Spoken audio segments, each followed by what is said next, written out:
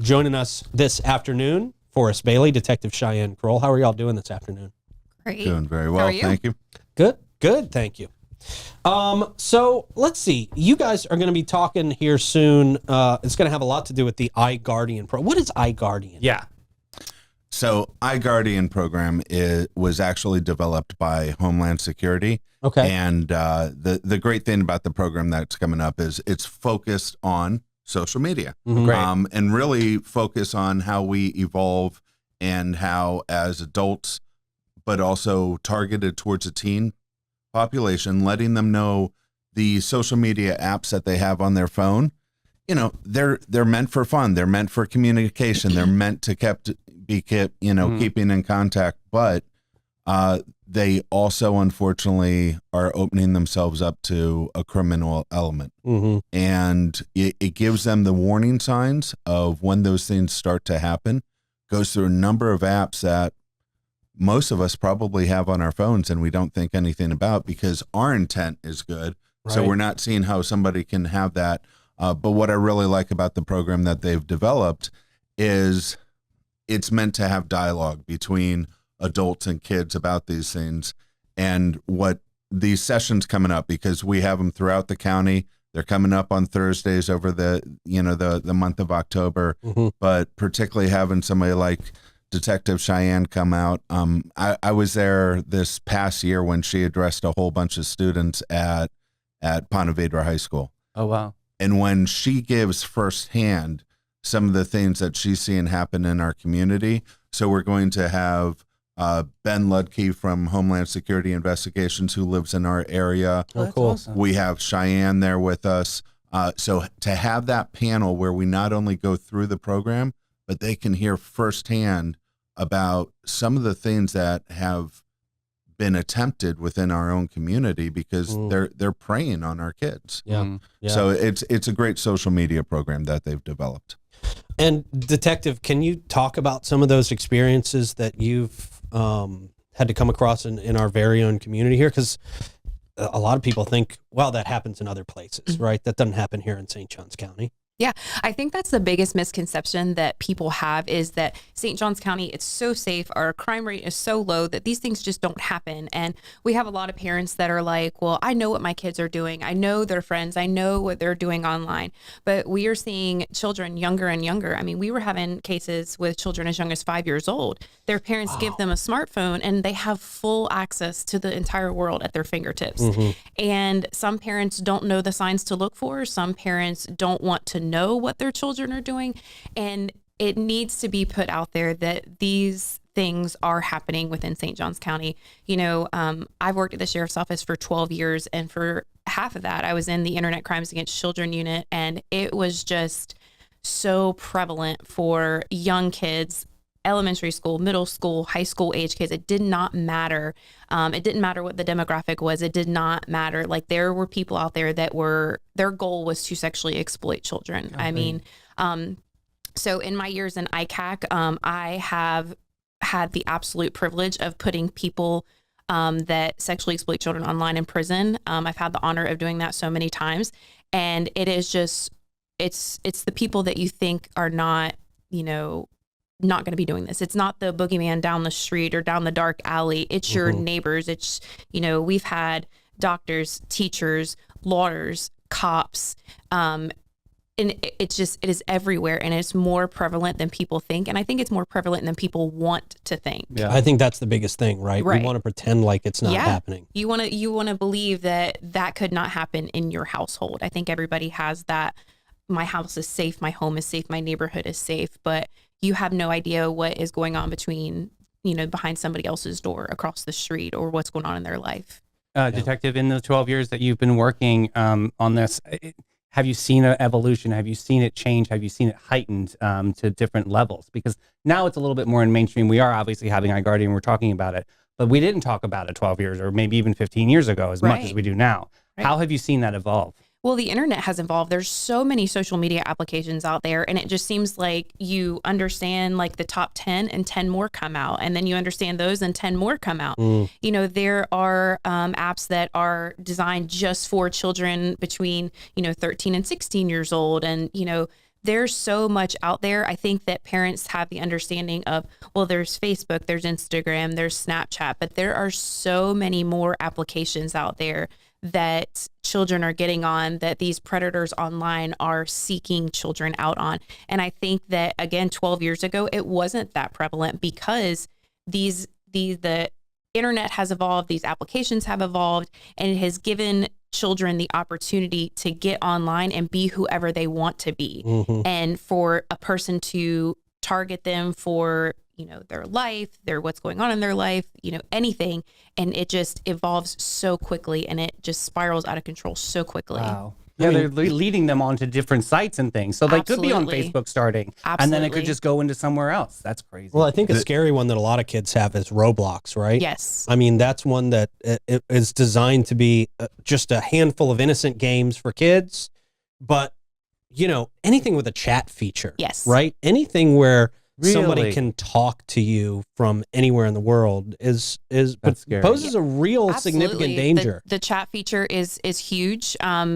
These predators online, they target applications that have a chat feature. Yeah. And when we were doing undercover work and I would be posing as a young child or as a bad parent or whatever, I was meeting these people on one application and they were like, hey, switch to this. The chatting is encrypted. Switch to this application. Switch to this application. So their goal is to find these children or find a vulnerable person and switch them to an application that they can prey on them ultimately. That's hard. Yeah. And it's interesting to me, and Pete, you mentioned AOL when we were getting kicked off here, and I remember with my oldest daughter, because the environment was a lot different, right? We were more sitting down. She was on AOL, but it was on the family computer, Right. Yeah. And so I could sit down next to her and say, okay, who is this person? Who is this person? If she didn't know, I would make her delete it. With these phones now, which we put out there for good reason, for convenience, so we can stay connected, this criminal intent can now follow our kids anytime they have their phone on them. Mm-hmm. Yeah. And so the dangers are definitely there. One of the stories that I know Ben shares is sometimes we hear about a lot of these things, and you think of the victims, and when you think about the sexual, exploitation, you have a tendency to think about, the women being targeted, and we have a tendency to just go towards daughters being targeted. I was shocked to learn that actually young boys are a huge target. Yep. Wow. And particularly sometimes with that, it's not only a sexual exploitation, but they will go after it from a financial standpoint. So they befriend them, they talk to them, they kind of draw them into a situation where they start exchanging pictures and nudes of each other. And the next thing you know, they're going in and saying, hey, I know everybody that you know. I'm going to send these out to everybody unless you send me money. This happened to Chris Olsen, the influencer. Yeah. Oh my goodness. You're right. This is a huge thing to talk about. Yeah. Gigantic. And so really, really excited about these sessions coming up. They're free, but I would say you can't afford the price of not attending. Yeah. They're throughout the county, and it should be really, really good.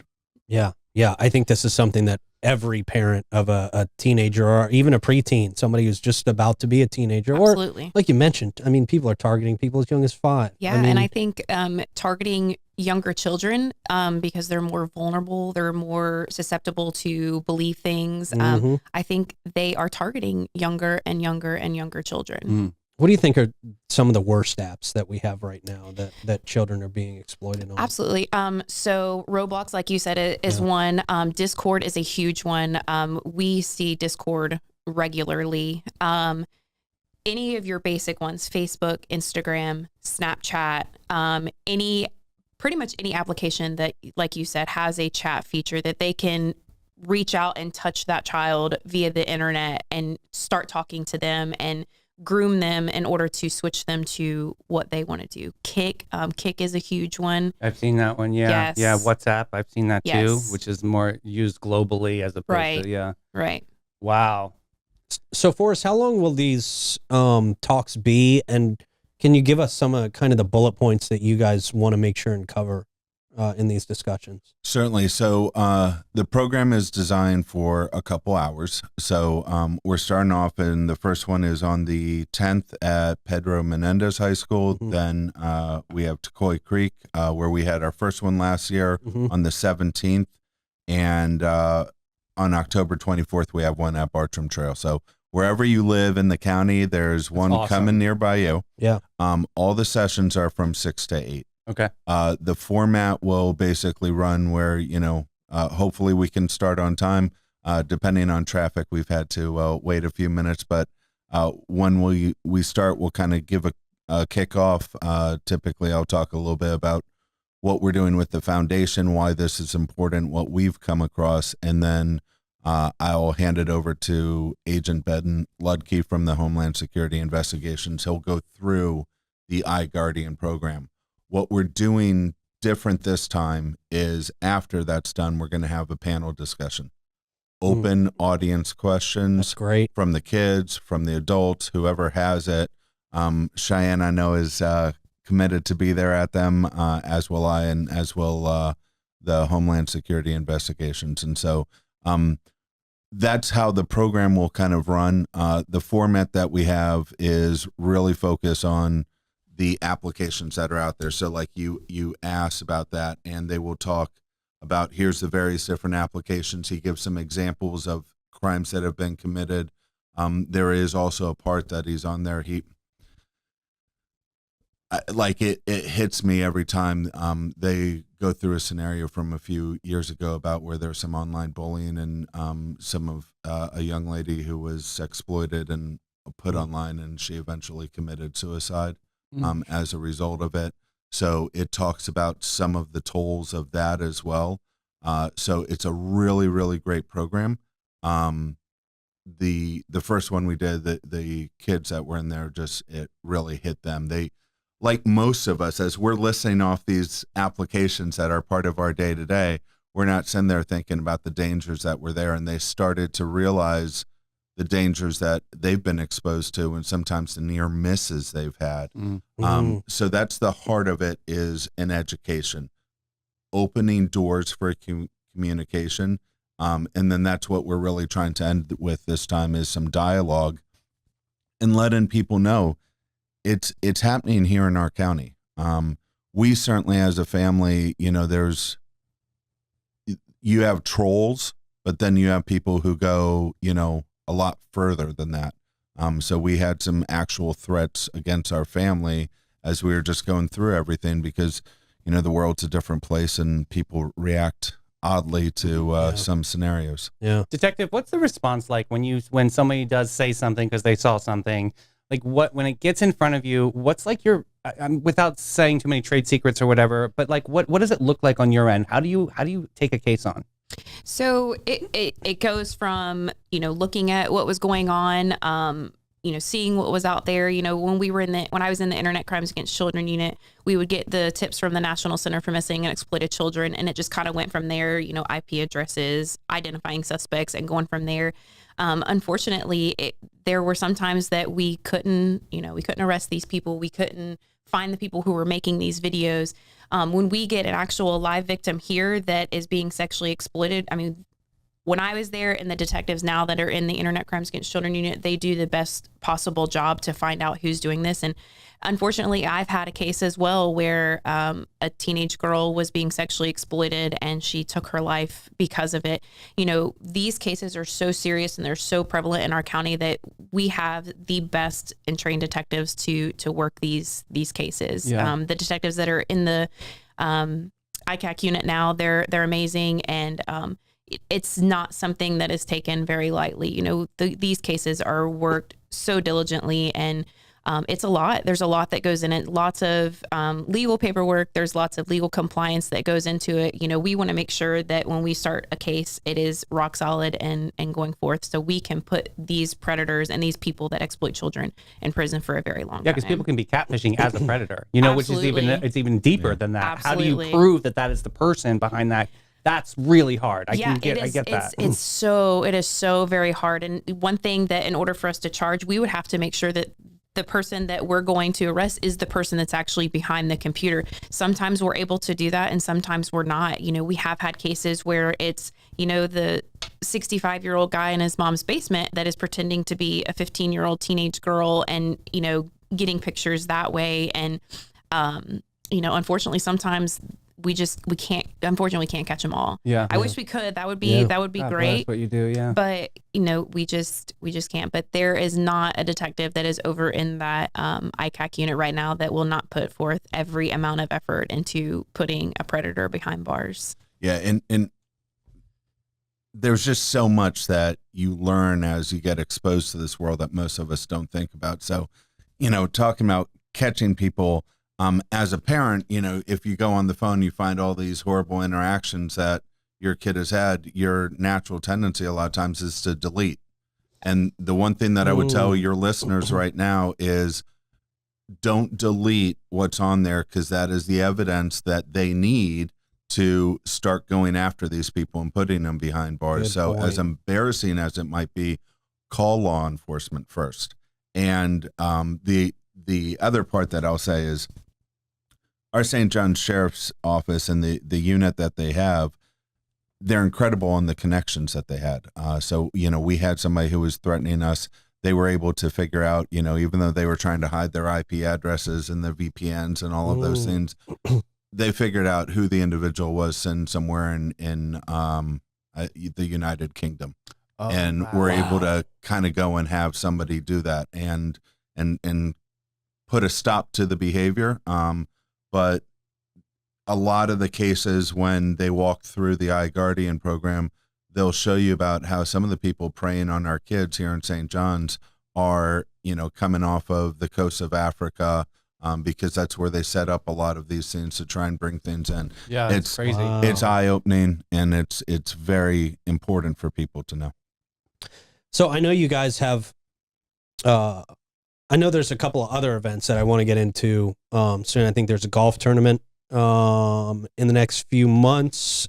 But before I get there, I do just want to take a little bit of a side road with you, Detective, and just like on a personal note, what do people go through who work in these units? Because you guys have to see some of the worst stuff, some of the things that no other human being on the face of the earth wants to see, wants to experience. And this is every day for you guys. So what is it like being kind of in the belly of the beast there? And are there services to help you all as well deal with some of this stuff? Absolutely. It is draining. You know, I started out in the unit, you know, before I became a parent, and it was bad. And then I became a parent, and it made it a little bit worse. Yeah. I stepped away from the unit in 2022 after having my daughter, and I just needed a change. It is very taxing on your mental health. I don't think I realized it until I got out of the unit, but it is something that, you know, those images and those videos, they'll never leave you. They never, ever escape you.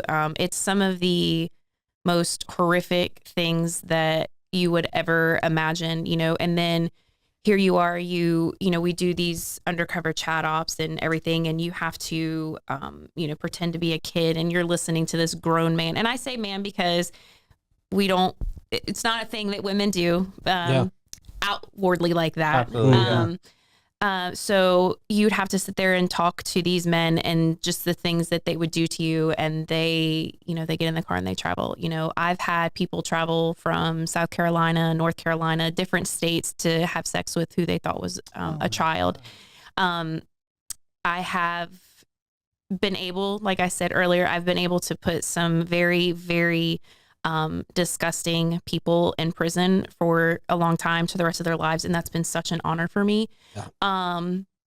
But that is something, it's so rewarding to know that we made a difference, that we took a predator off the street. That's so rewarding. But yes, the sheriff's office is great. Sheriff Hardwick is amazing. The detectives have to go, even in major crimes where I am now, we have to, we're mandated to see a counselor. The ICAC detectives have to go more than we do because of the things that that we see. But absolutely. We have to do therapy. The sheriff is great as far as like having counselors at the sheriff's office, sending us somewhere. If you're like, I need a mental health day, no problem. So it is taxing. I still remember a lot of my cases. I still, think of some of the things that I've seen. It's hard to push that out, but it is rewarding at the end of the day to put people like that in prison. That's Detective, extremely rewarding. We've talked a lot about the predator, but I'm also in my head, I'm thinking about the victim. And there's a big element of shame here. So like when they say something and see something, how do you guys tackle that? Like, I feel like a lot of people would come forward if they knew that you guys are a more of like a comfort and to figure out and to solve this. Like, how do you guys tackle the shame element? Oh, sure. Absolutely. So one of our detectives, Corporal Dennis Camden, recently had a case involving a young girl who was being sexually abused by her mom's boyfriend. I sat and talked with her, and I just watching her, sitting across from her and watching her, just the absolute shame. Even though she's an absolute 100% victim, the shame that she wore on her face, it was horrible. But it is nothing to be ashamed of. Like, you are a victim. Somebody preyed upon you. And if that is what we can get across, is for these young people to come forward to us and tell us, I'm being exploited. This is happening to me. I want it to stop. I don't know how to go to my parents. If they can come to us and we can resolve that problem for them, or help move forward with that problem, or give the parents the tools that they need to have those conversations with their children, then these meetings that we're having, these presentations that we're having, are worth absolutely everything. I never ever want a child to feel that if they're being sexually exploited online, or, they sent a nude picture and now they're being blackmailed, but I never want them to think that this is their fault. None of that, nothing is their fault. I would rather them come forward and tell us and let us handle it from there. And I certainly never ever want to have a case where they feel like their only option out of it is to take their own life, because that's not true at all. So I want to just push forward to your young viewers that are watching, elementary, middle, high school kids that are watching. This is not your fault. None of this is your fault. Even if you sent a picture or you said something you shouldn't have said, you were being preyed on, you were being groomed. And our goal is to put as much of a stop to that as we can. Yeah. That's huge. God bless what you guys do. Oh, I'm choked up. Now coming up, there's a few events that are being planned that people need to know about. Let's talk first about there's a golf tournament at the St. John's Golf and Country Club. Yep. November 4th, having our second annual golf tournament up Very there. nice. So looking forward to that. And it was a great event last year. The wonderful thing about it is, it's helped us to raise a lot of funds so that we can do things to like support programs such as iGuardian, or the other item we have coming up, Women Against Violence Encounters. Right. That's put on by the St. John Sheriff's Office. We have a session this Sunday at 9:30. There's a lot of those that are scheduled. And the thing I'll say is, you hear about the Women Against Violent Encounters, and, you immediately start saying, okay, this is going to be a self-defense. It does teach self-defense techniques, but what it does to teach young children, but also adults, situational awareness. You see on social media a lot of posts where people, are in stores around us and they sense that they're being followed. Yeah, I've seen a lot of this. Yeah. Like they talk about some of the ways that you could do that. So I highly encourage, moms, go with your sisters, aunts, grab a kid and go to these sessions.